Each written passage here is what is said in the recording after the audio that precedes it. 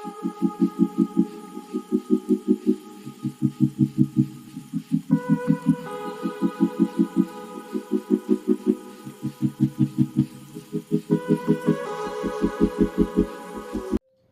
students, welcome to my channel Somalins Bio World.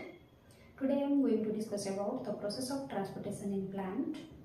In previous video I have already discussed about the process of transportation in human. So come and we will discuss about the process of transportation in plant. So in case of plant, during the process of photosynthesis it needs carbon dioxide, and this carbon dioxide it will enter into the plant through stomata by the simple diffusion process. Again, the oxygen it will release as its byproduct. It will again remove from the leaf through this stomata by the process of diffusion also. So, simple diffusion is the major mode of transportation in case of plant. Again, if we see the transport of water and minerals, it will also fulfilled by the simple diffusion process in some small plants through the root, and it will get its water and minerals from the soil through its root and root hair. But in case of some tall plants, the simple diffusion process is not sufficient to meet all the requirement of the plant. So there is need of a specialized transportation system in case of plant. So the plant it requires a specialized transportation process, and for this transportation process there is needed of some components like xylem and phloem, and these xylem and phloem are the two conducting tubes which runs upward and downward in the plant. So first come to the xylem. So xylem is the conducting tube and it transport water and minerals in plant, and this water and minerals it gets from the soil through the root hair, and there are four components of this xylem. They are xylem vessel, tracheids, parenchyma cells and xylem fibers. And if we see the diagram of a xylem tissue, and we can see this is the xylem vessel,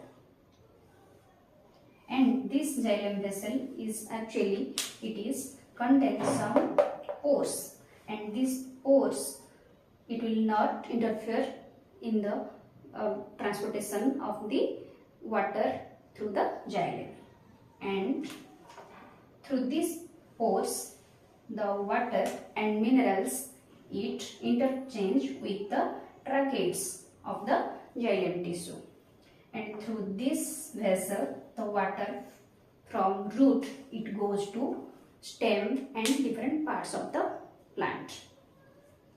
Again, the tracheids, these are the elongated cells, and these cells are connected end to end, means the end of one cell it meets the end of another cells, and these are present at the side of the xylem vessel, and there is a pit present in the tracheids, and these pits the pit of one tracheid is matched with the pit of another tracheid, so they will form a continuous flow of water through this tracheid. So through these tracheids water also move from root towards the stem, and these tracheids are dead cells, because when these tracheid cells they becomes enlarged or it attains its maturity, then they are impregnated with some lignin.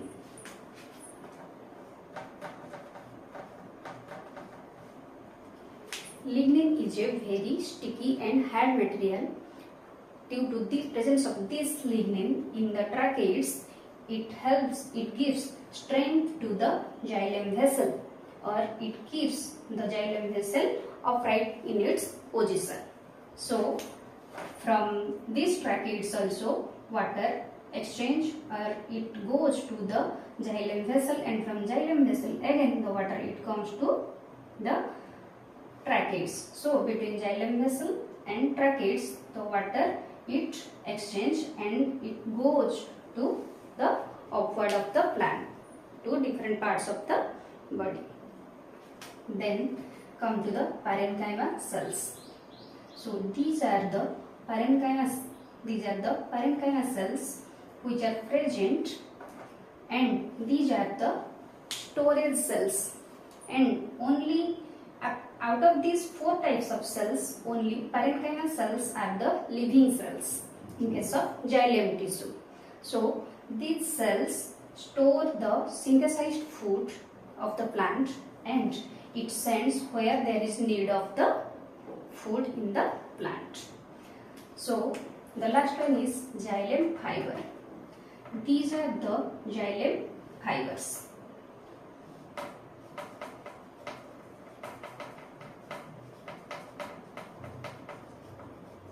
These are the xylem fibers, and the function of these xylem fiber, they gives the mechanical support to xylem vessel and tracheids to keep its position in a very extended form from root to the top of the plant. So these were all about the xylem tissue. And then come to the transport of water through xylem tissue. If we see the cross section of a xylem tissue, then, or if we take a cross section of a root, then we can say this is the xylem vessel. Then outside the xylem vessel there are some cells present which is known as endodermis. After the endodermis, the cells, these green cells, these are known as the cortex or the cortical cells. After the cortical cells, there is in the outside of the root the layer of cell that is known as epidermis, and from these epidermis there is finger-like projections which outgrow. They are known as the root hairs. So when the water it has to absorb by the root, then it first go to the root hair, and from root hair it goes to cortex cells, and from cortex it goes to the endodermis, and from endodermis it enter into the xylem vessel. So this is the pathway of water through the xylem tissue. And how this happens actually? We know the root it is present in the soil, and the wall of the root it is very much permeable. So it absorbs some ions from the soil. So the ions in the root it creates a concentration gradient inside the root. So due to the concentration gradient, the water it moves from the soil to the high solute region in the root. So the water by the process of osmotic gradient it moves to the root hair, then to the cortex cells, then endodermis, then to the xylem cells. And again here after the water it enters into the root hair, the cortex cells or the cortical cells it create a pressure which is known as root pressure, and it pull the water from the root hair and it transport it to the endodermis and again to the xylem vessel. So the osmotic gradient and the cortical cells pressure or the root pressure it helps in the transport of water from the soil to the xylem vessel. So in this way the water it enter into the xylem vessel, and from xylem vessel it goes to through the xylem vessel it goes to top of the plant. Then the transport of water, it also brings with some minerals, and these minerals they also first go to the root hair, then to cortex, then endodermis, then xylem cells. And for the transport of these minerals, there is need of some energy from the ATP. Then in this transport process through the xylem, there is another term comes, that is ascent of sap. So what is sap? The food, water and mineral, this is a liquid which flows through the xylem and phloem, and these liquids are the sap for a plant. So the ascent of sap, in the ascent of sap or the movement of the water, minerals and food through the xylem and phloem, it can be explained by two types of theories. They are root pressure theory and transpiration pull theory. In the root pressure theory, according to this theory, the root, we know the root it absorbs the water from the soil, and after the observance of the water through the root hair, there will be creation of a pressure, that is root pressure, by the cortical cells, which push the water from the xylem vessel towards the endodermis and finally into the xylem vessel. And from xylem vessel, the water it will continue up to the top of the plant, and then come to the transpiration pull. Again, I have forget that the root pressure theory, it actually applicable in case of herbaceous plants or small plants, but in case of tall plants, the transpiration pull theory it can be applied. According to the transpiration pull theory, during the transpiration process, when the water is lost from or the turgor pressure drops, then the leaf of the plant it pulls the water from the xylem stream, and again it continues its transpiration process. And due to this transpiration pull, during the daytime of heavy sunlight, the water through the xylem it continues flowing, and during the night time, when there is no sunlight, the stomata are closed, and during the night time, this transpiration pull also helps in the flowing of water through the xylem. So there is another process, that is transpiration. Through this process also the water it moves through the xylem vessel. And what is the process of transpiration? The loss of water in the form of water vapor through the aerial part of the plant is known as transpiration. And through this transpiration process, the water losses from the plant, and due to the loss of water, the turgor pressure it drops, and to replace the low pressure of the water inside the plant cell, the leaf it pulls the water from the xylem stream or from the xylem vessel, and this is known as the transpiration pull. So through the transpiration pull, the lost water from the leaf it replaced from the xylem water, and through this transpiration process, the water it goes out of the leaf through the stomata.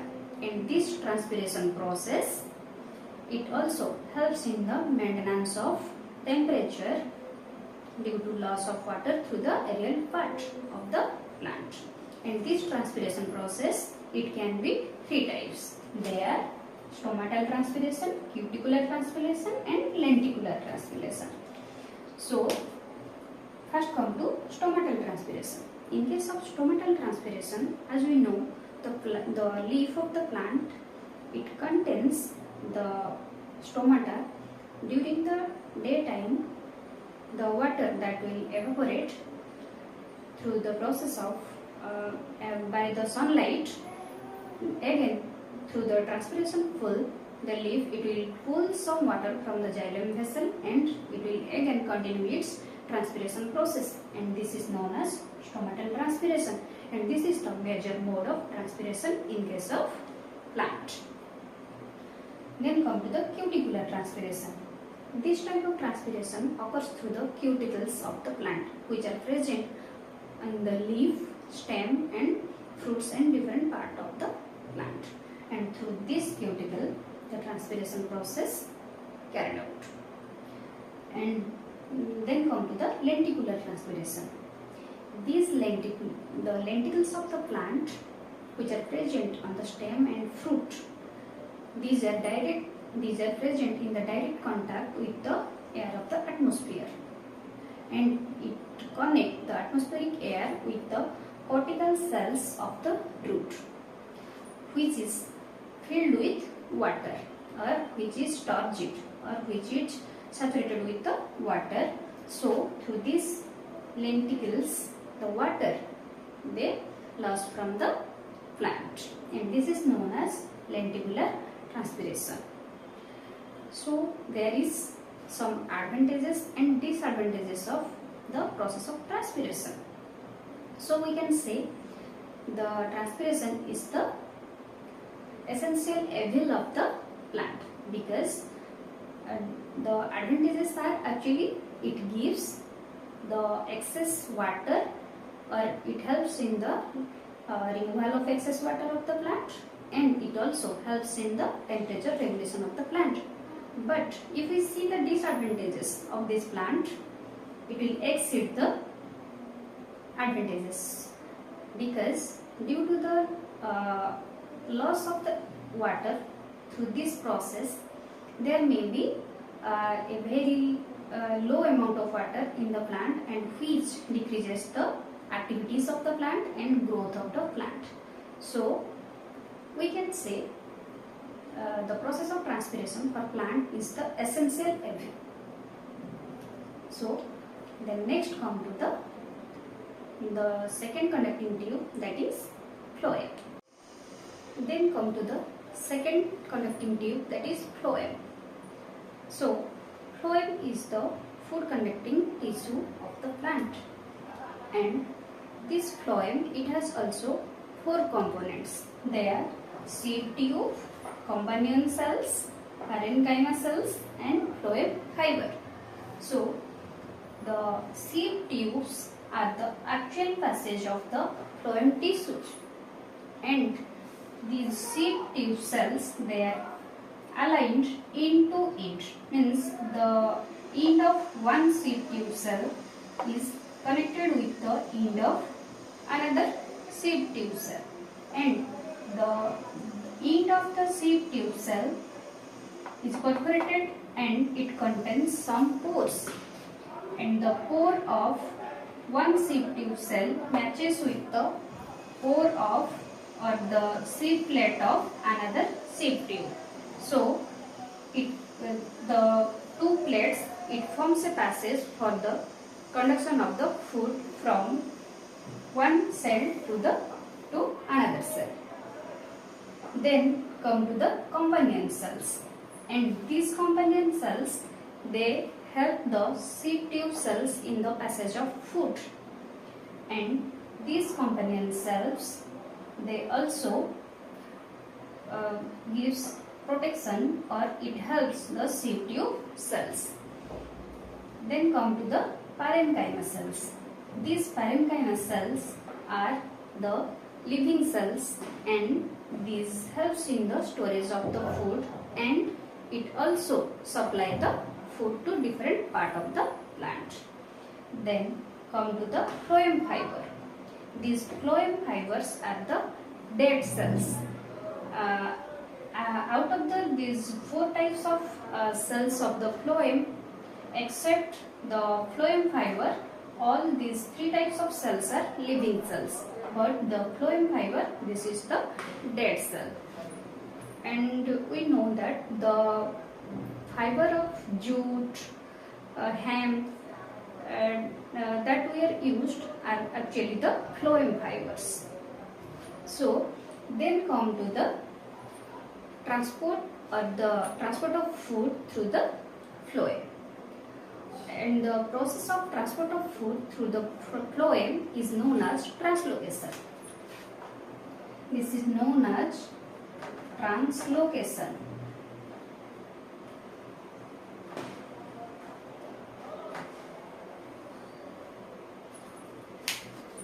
And this translocation process, through this translocation process, the plant gets its organic food.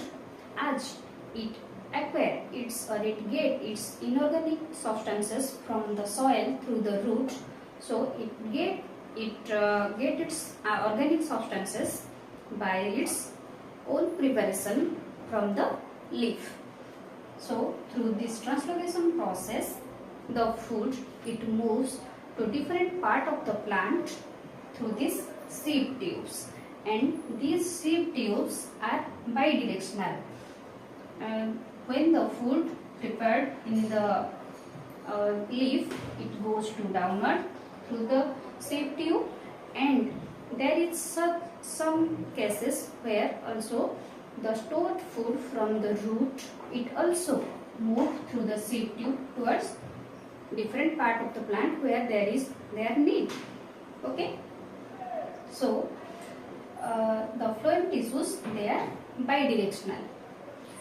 And to experiment or to know the mechanism of transport of food through the phloem, we can know it by a hypothesis, that is mass flow hypothesis. According to this hypothesis, as in the process of photosynthesis, the plant, it produces carbohydrate or sucrose. If we tell if it is sucrose, when the sucrose it enter from the leaf to the seed tube, when the sucrose is enter into the seed tube, then the osmotic concentration or the osmotic pressure of seed tube, it increases. Again, the water from the leaf, the water from leaf, it also enter into the seed tube, and here the osmotic pressure of the seed tube also increases.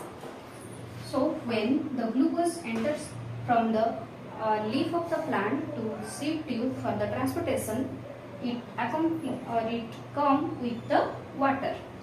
So when sucrose moves through this seed tube, it along with the water, and it goes to different part of the plant where there is low pressure of the osmotic concentration. So in this process of osmotic concentration or osmotic gradient, the food and different types of substances also transported to different part of the plant.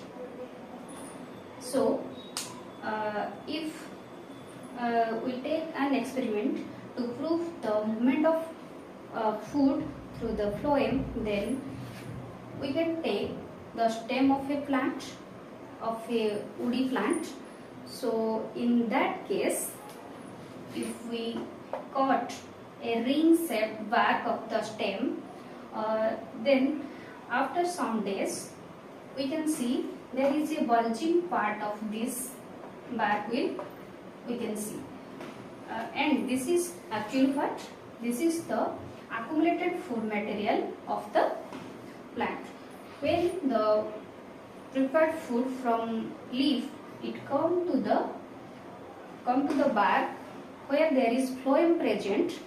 If we cut this, then the food, it will cannot transport from the upper part to the lower part, so it will accumulate here and it will form a pouch like structure, and after some days the lower part it will get dry due to deficiency of the food. So the phloem is the tissue which transport the food to different part of the plant. Besides food, besides the sucrose or carbohydrate, the plant it also transports some amino acids and other substances, and these substances are stored in the root, fruit and seeds of the plant. And if we see in the spring season, this stored food it will use and it will go to the bud of the plant, where to grow this bud into the flower and fruit. So the phloem tissue it helps in the conduction of the food to in both direction to different part of the plant, and the xylem tissue it helps in the transportation of water and minerals to different parts of the plant. So these were all about the transportation in case of plant.